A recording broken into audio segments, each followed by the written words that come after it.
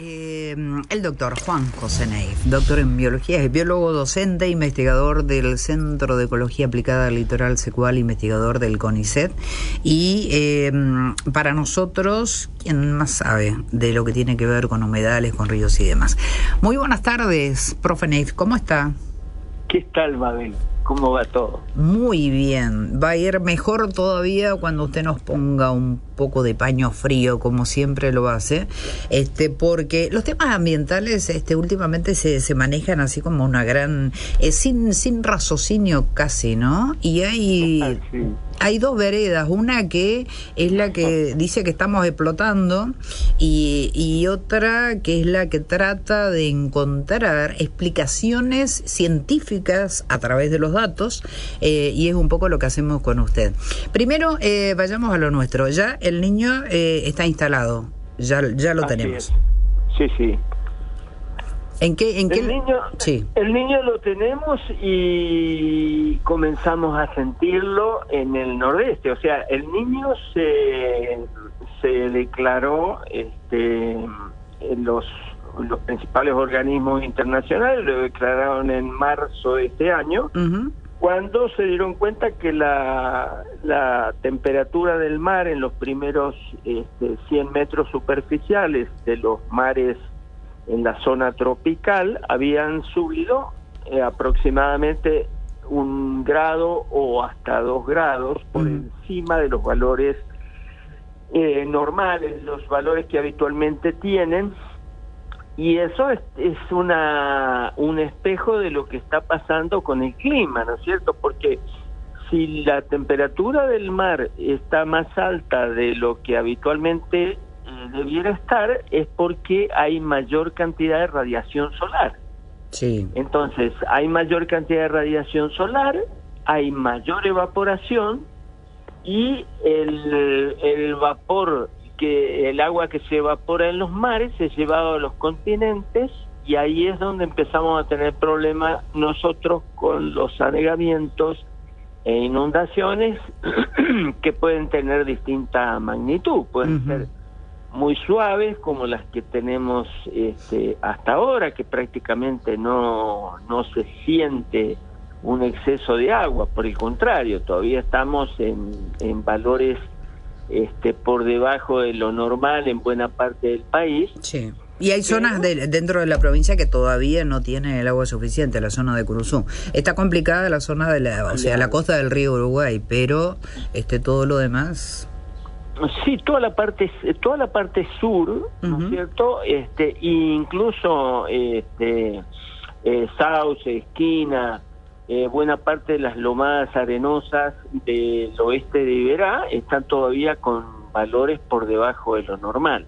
Sí. Ahora, eso no quiere decir, ¿no es cierto?, que no tengamos los efectos del niño más adelante, porque los organismos de pronóstico, que son la Universidad de Columbia, la NOAA, que es la Administración del Mar y de la Atmósfera de los Estados Unidos, la Universidad de Toulouse, nos mandan sus pronósticos cada mes, y entonces ahí nos dicen cómo está la temperatura del mar y lo que ellos esperan que pase con las lluvias y con las temperaturas en general, ¿no? Ajá. ¿Y el último informe qué nos dice, profe? El último informe nos dice que estamos con temperaturas del mar en la zona de Perú y Ecuador con 3 grados por encima de los valores normales. Y cuando decimos valores normales, son valores que se empezaron a tomar en 1991 y que van hasta ahora, o sea, son valores de 30 años. Sí. Están 3 grados por encima de lo normal. Eso implica que el niño está firme, viene firme en todos estos meses previos, y que posiblemente alcance su clímax, su mayor momento, en los meses que van de diciembre hasta febrero. A partir de lo cual podría empezar a declinar. Ahora, eso es también relativo, ¿no es cierto? Porque a veces dura 7 meses y a veces puede durar 2 años, como pasó en el 97-98. Sí. Fue un niño terrible. Pero en definitiva, o sea, pero ha cambiado, sí. En mayo decíamos que este podría llegar a ser un niño terrible, ¿no? Pero ahora es como que se está modificando porque también se están conociendo más datos y se están teniendo proyecciones hacia adelante, lo que podría implicar que este no fuera un niño tan fuerte como los de lo que hemos tenido. Bueno, cuando hablamos con ustedes en mayo decíamos que la impresión era de que la configuración se presentaba como un niño débil a un niño moderado, digamos. No había un horizonte de peligro en ese momento, y hoy estamos más o menos en la misma tesitura. Bien. Lo que también se sabía en ese momento y que ahora lo hemos confirmado días atrás, es que íbamos a tener temperaturas por encima de lo normal en todo el nordeste argentino y en parte de los climas que están en la cordillera de los Andes, en Patagonia y hasta la provincia de San Juan aproximadamente, donde se preveían y se prevén temperaturas mayores. Hemos tenido días, ¿no es cierto?, estos días pasados tuvimos días de 39 grados. Ayer. Ayer, ¿no es Sí, cierto? sí. Entonces, eso nos lleva a encontrarnos en un clima subtropical como el nuestro, que tiene una gran variabilidad, Sí. en un periodo de más temperatura que la que habitualmente tenemos en el verano. Entonces, eso puede tener una serie de connotaciones. Por un lado, si las lluvias son como las que tenemos ahora, que están de normal a un poquito escasas, con altas temperaturas y con vientos como hemos tenido todo este año. Sí.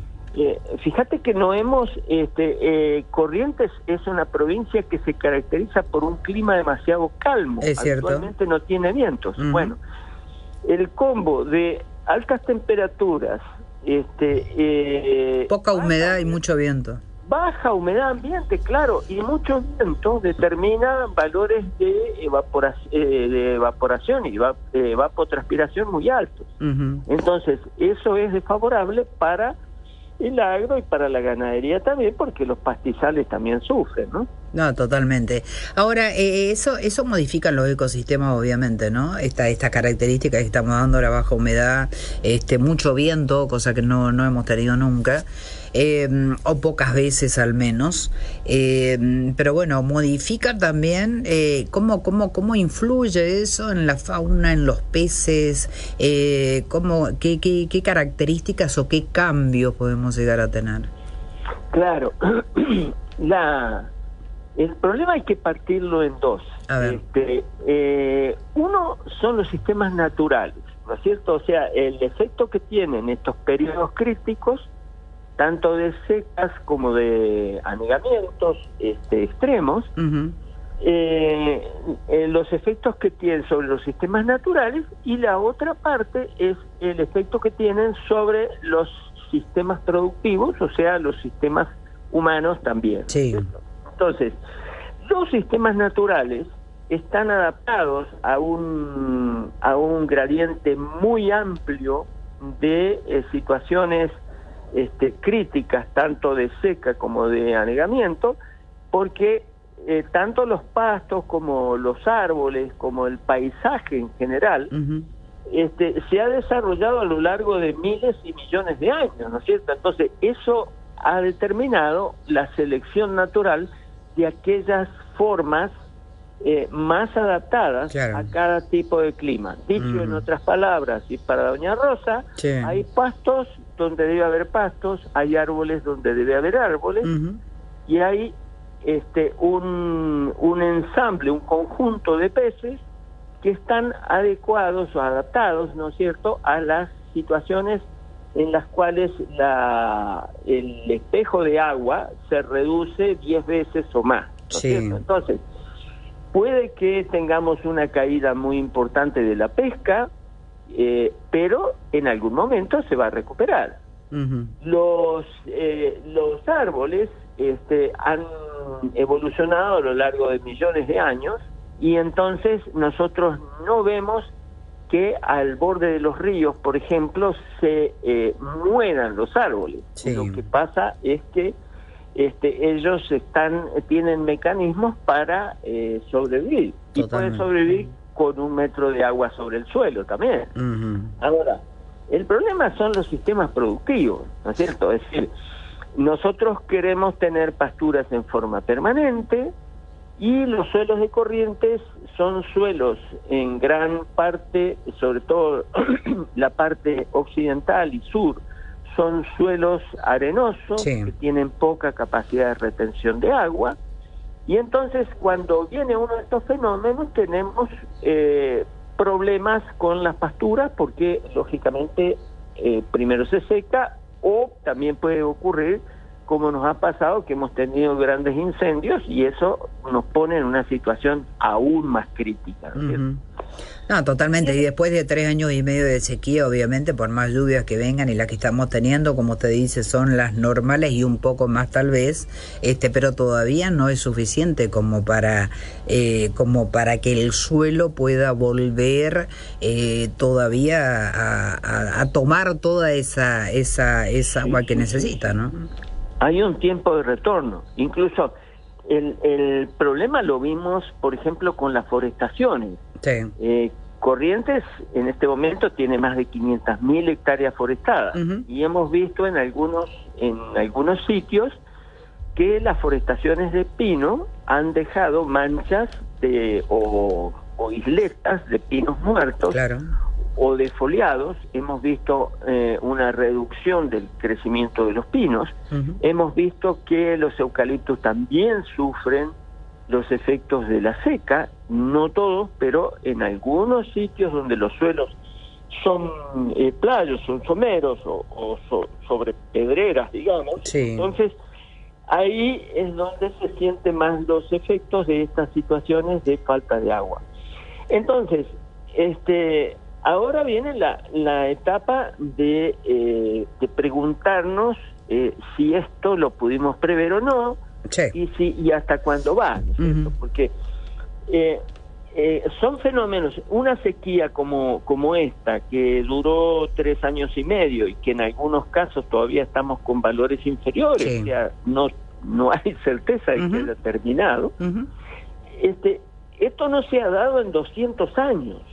Entonces, al ser un fenómeno de muy baja frecuencia, nos toma desprevenido, porque nunca pensamos que podríamos tener una situación de este tipo. Totalmente.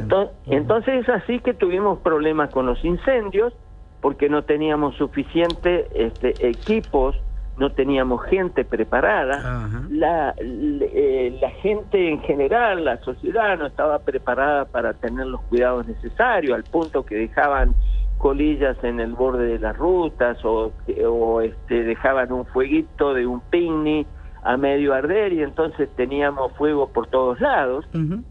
Entonces, todo eso ocurre cuando hay fenómenos de baja frecuencia, y estas secas han sido un fenómeno de muy baja frecuencia.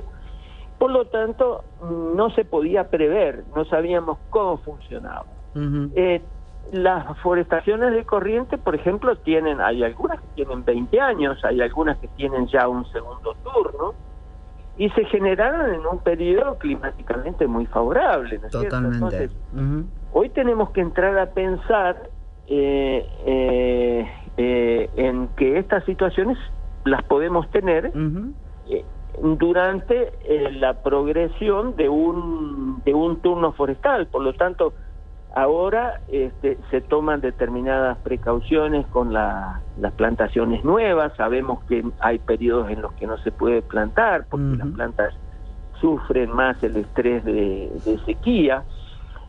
Sabemos que hay especies que pueden andar en determinadas condiciones y no. O sea, estamos aprendiendo. Totalmente. Es cierto. Y eso es la única forma de aprender, es aprender haciendo. Así aprendemos a hablar, aprendemos a caminar, aprendemos a amar. Entonces, tal cual. No podemos cobrarle a los productores, o no podemos cobrarle a los ganaderos ¿no es cierto?, que tengan más vacas de las que era conveniente tener. Uh-huh. Y bueno, lo ideal ahora es que la sociedad empiece a buscar estrategias adaptativas. Dicho de otra manera, tener juego de cintura Sí. para diseñar nuestros sistemas productivos de forma que sean más exitosos en situaciones críticas, ¿no es cierto? O sea, porque estas situaciones críticas que se dan de tanto en tanto, tenemos que saber de que las vamos a volver a tener. Entonces, bueno, ahí está nuestro desafío.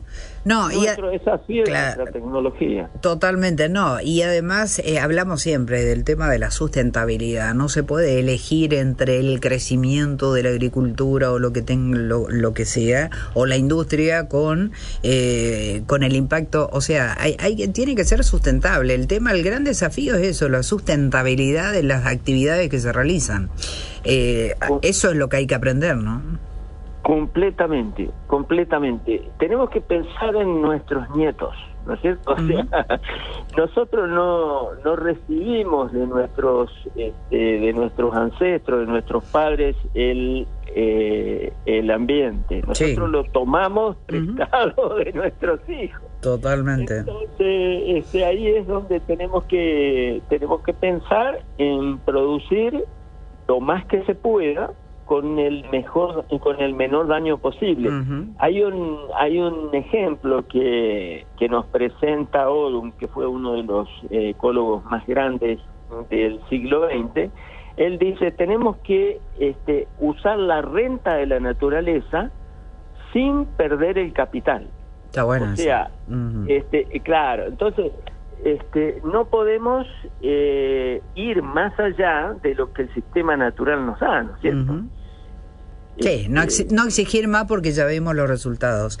Y además es interesante eso porque, o sea, hablamos de esta sequía de 3 años y medio después de 200 años, y ahora los procesos se van acentuando, así como las crisis económicas en Argentina que estamos acostumbrados, ¿no? Primero eran cada 20 años, después cada 10, ahora son cada 5, cada 2 o cada 1. Sí. Entonces, claro, los procesos naturales también es como que se van dando con más...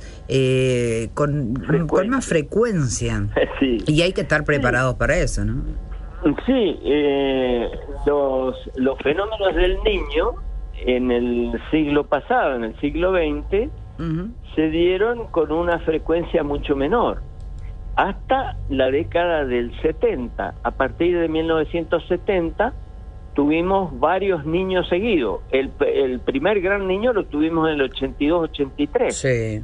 Después tuvimos otro en el 92, después otro en el 95, otro en el 97, 98, y después no hemos tenido ningún niño fuerte. Hasta ahora, no sabemos. Ahora, hubo uno en el 2016, 2017, que nos dio un pequeño susto ahí en marzo, abril, porque hubo lluvias muy intensas de hasta 500, 600 milímetros, en Perón de Astrada. Pero no duró tanto tampoco, ¿no?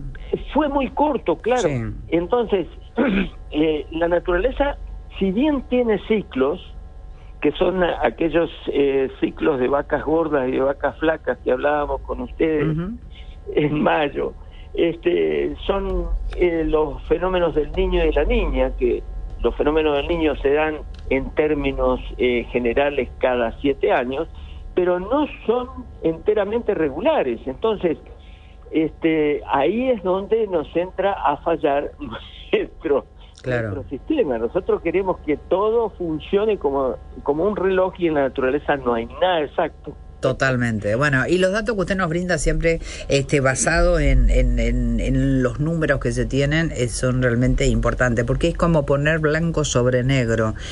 O sea, decir lo que está pasando, pero tampoco sin exagerar, sin ir para ningún extremo, y yo creo que eso es lo válido. Hablamos de nuestro país, hablábamos de la provincia, del país en general, porque las temperaturas extremas se están dando, como decíamos, en zonas donde no tenían tanta temperaturas tan elevadas. Ahora aparece el mapa de Brasil todo rojo, que parece que se va a incendiar. Eso también eso también tiene que ver con esta ¿con qué tiene que ver eso? Bueno, tiene que ver también con este fenómeno porque decíamos que estamos en un periodo de más radiación solar, ¿cierto? Entonces, ahora, hay que tener cuidado y en eso siempre comentamos lo mismo con ustedes. Sí. Hay que alertar, pero no alarmar. Perfecto. Y ocurre que en las grandes ciudades, como Buenos Aires, los medios de allí, que no son los medios nacionales, porque son medios hechos en Buenos Aires, claro, Buenos Aires. Son de Buenos Aires. Claro, ellos tratan de vender noticias, y la forma de vender noticias es comunicar cosas que son catastróficas. Entonces hay que tener mucho cuidado porque por ahí nos están poniendo el mapa pintado de rojo, como que hay grandes situaciones catastróficas de altas temperaturas, y cuando uno lee el artículo, es cierto, está diciendo de que va a haber temperaturas de 39 grados en buena parte de Brasil. Sí, o 45 como máximo, cosa que tampoco es... Oiga, acá tenemos, en verano tenemos 45 buena parte de los días, ¿no es cierto? Sí, sí. Entonces, ese tipo de periodismo es un periodismo que hace mucho daño, porque lleva a un nivel de estrés de la gente, un nivel de estrés innecesario, ¿cierto? Sí, sí. Es decir, acá hemos tenido temperaturas altísimas y no se murió nadie, hubo poca información respecto de gente que se deshidrate, porque generalmente tomamos las precauciones necesarias. Entonces, hay que alertar, pero no alarmar, ¿no? Ese es el mensaje que siempre tenemos. No, totalmente. Y la idea es esa, informar de lo que está pasando, pero de una manera equilibrada, obviamente, con los datos, con los números, y sin alarmar, que es lo más importante. Nosotros recibimos información de la Universidad de Columbia y de la NOAA todos los meses, ¿no es cierto? Y allí nos mandan una compilación de los centros de pronóstico de todo el mundo. Entonces, estamos más o menos, estamos bastante informados de lo que dicen los que saben, ¿no es cierto? Por supuesto, con los datos al día. Claro, entonces esa es una herramienta que no hay que descuidarla nunca. Tenemos que tratar de manejar en base a la información fidedigna. Después, todo este amarillismo que en los periódicos, hay que tener cuidado porque nos ponen tensos sin necesidad, ¿no es cierto? No, totalmente. Ya bastantes inconvenientes tenemos. Por eso, por eso siempre lo llamamos a usted y nos pone al día con lo que corresponde y con lo que tiene que ser. Y los datos de la Universidad de Columbia y del NOAA, que es la Oficina Nacional de Administración Oceánica y Atmosférica, obviamente son los mejores. Así es que mensualmente estaremos ahí hablando, profe, para que nos dé la data justa. Ustedes siempre están dando información sobre temas ambientales, y en distintos programas y en distintos horarios y demás. Y esa es un poco el mensaje de la universidad, ¿no es cierto? Porque la universidad es el centro de la información académica. Entonces, ahí está la gran importancia que hay sobre temas sociales, ambientales y demás. Así que, bueno, siempre, además, es un gusto conversar con usted. Totalmente, y para nosotros también. Doctor Juan José Neif, muchísimas gracias por este...